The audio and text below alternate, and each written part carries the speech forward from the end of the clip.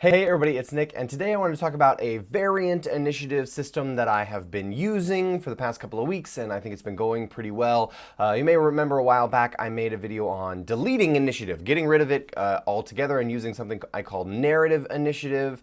I still very much believe in that. I think it's a great system, but some of the problems that I laid out in that video, which I'll try to link somewhere, or at least put in the description if you want to watch that. I think it's a great system, but I think some of the problems with it that I laid out in the video became too much after using that system for about 2 or 3 years.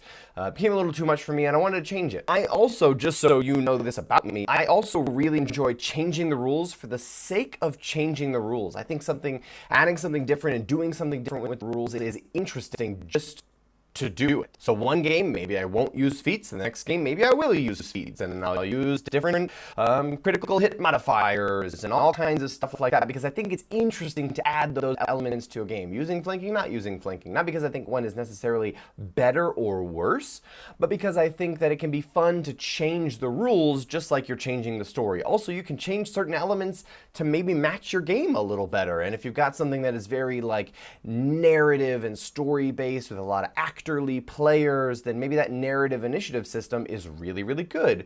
I think this campaign I've got pretty combat heavy and lots of players who like the crunch and mechanics elements of it, and so I'm going back to a bit more rigid of a system, but I want to lay out a little bit first of why I don't just use regular initiative that's in the player's handbook. Why do I do something different than that? Well, the first thing I'll say about it is, again, I like to change rules, and I think the 5th edition initiative system, which is basically the initiative system that we've had since 3rd edition, is fine. It's not bad, it's not great, it's fine. And I think there are a couple of problems, things we could tweak, things we could improve, and I'm trying to find systems that will change those things. In terms of assumptions I make about an initiative, I think that the players should be able to know, without me saying anything or them having to remember anything, when their turn is going to happen.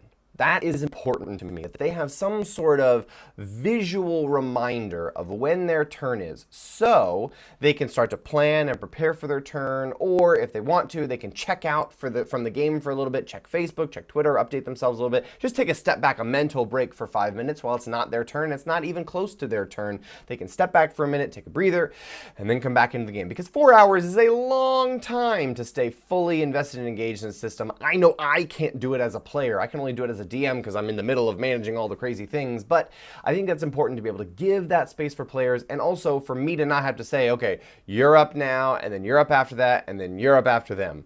I don't want to do that after every single player's turn. I want the players to be able to just look at something and know when their turn is. So in the past, I've had players roll initiative normally, and I had like a whiteboard that I would write their initiatives on and put it on the other side of the DM screen, and then I had sort of some information of a list, including the monsters behind the DM screen that had all the information on it, and it just took too long. Me writing all those things down, and then the players having to do the math, and like, okay, I rolled a 16, but bonus is 5, and I have to do that. And it's just slowed it down a little bit. It's not, again, it doesn't take 20 minutes to do, but it takes 5, and that's really changes the flow of things. There's just dramatic surprise ambush, and the big bad guy is here, and there's a dramatic confrontation, and all right, everybody stop. We're gonna do some bookkeeping for a few minutes while we're getting things set up, and we don't actually get to play yet because we're having to, it just took too long, and I don't really like it. I've used a lot of things that people have, little tips and tricks and pre-rolling initiative for monsters and all kinds of stuff like that, and I don't really like it.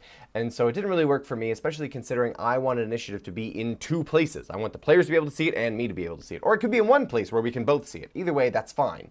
Well, I have a system that I use that now kind of does that. So right now, the system that I'm using is I deal cards to players whenever it's time to roll initiative. And I think there's something really special in D&D about let's roll initiative, or let's deal initiative, as I start to say now, because I think that's a really cool moment in the game. How do you create that dramatic moment while speeding it up as much as possible and creating all that visibility? That was the problem I was trying to solve. I also really think it's important, by the way, to have dynamic combat instead of static combat. I don't like the idea that basically every single combat will happen in basically the same order. So that was one solution that people suggested to me last time I talked about this, was just, oh, hey, have everyone go in order of their dex mods or their dex score or whatever. First off, there's a ton of ties if you do that. And second off, then combat is exactly the same every single time. So I like the idea of dynamic combat. So I go around the table and I just deal cards to players.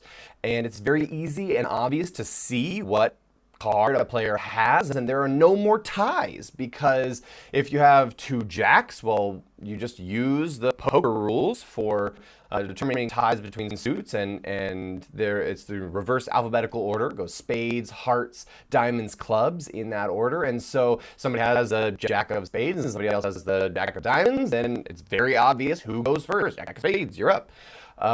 And you can also do a lot with this system. You can create lots of flexibility and cool bonuses that you can have. Hey, you drew an ace, so you get this as a bonus for the rest of the combat. You have 2 reactions for the rest of combat, or something like that. So it's fast, it's simple, it's visible. I just deal the monster initiatives in front of me as well, so the players know when the monsters are going. It's not a big deal. They find that out after the first round anyway, so giving that information to them before the first round doesn't really change much. I also have these super cool fantasy mythical creatures playing cards that my wife actually got me for a Christmas present that I get to use for this, so that's really neat. They're really cool cards. Players really enjoy them, and it's just a great system overall from what I have seen so far. So in terms of edge cases, potential problems, issues that may come up with using these rules, let's talk about that right now. What about players who have a really high dexterity?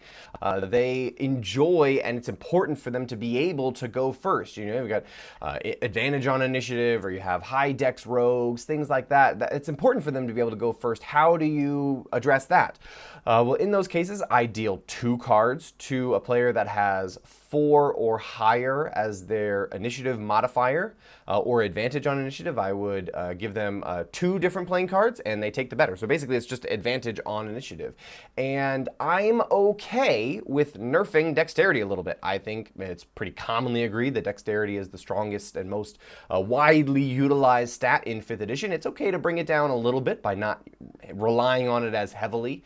But it also means that because it's just advantage, it's not a flat modifier like their +5 might be, you could pull a 2 and a 3 and still go last in combat. So there's that element of randomness and change, and I think that's interesting and useful, but it definitely does change the consistency with which high dexterity or high initiative characters go first.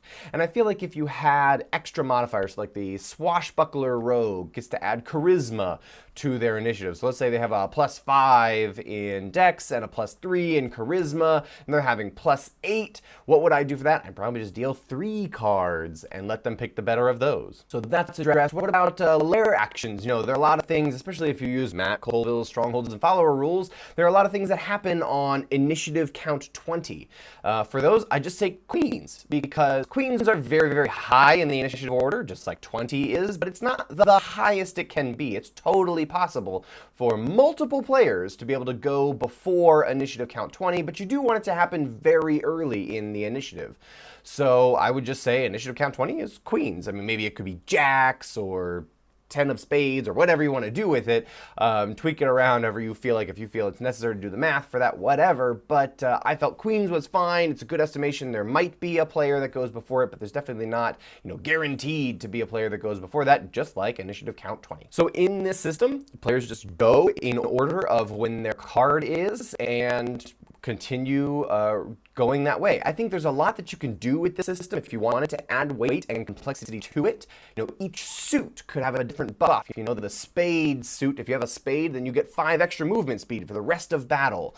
If you have diamonds, then you have extra reach or whatever. I don't know. You can make a whole bunch of things up based on, if you have a king, then you get this. The aces get this cool buff on the first turn of combat if you wanted to, but you definitely don't have to. You can just go in order. You can also very, very easily do initiative every single round with this because it's so fast. You just stand up and deal, and then look at the cards to see who goes first. You could do initiative every single round if you wanted to change it up in that way, if that was something your players thought was interesting, but you didn't know how to do that very smoothly. This is a really good way to do that in my experience. I think it's very smooth and very fast. So I think this system creates a lot of space for people to customize and add different rules on top of it, a lot of different variations and variants.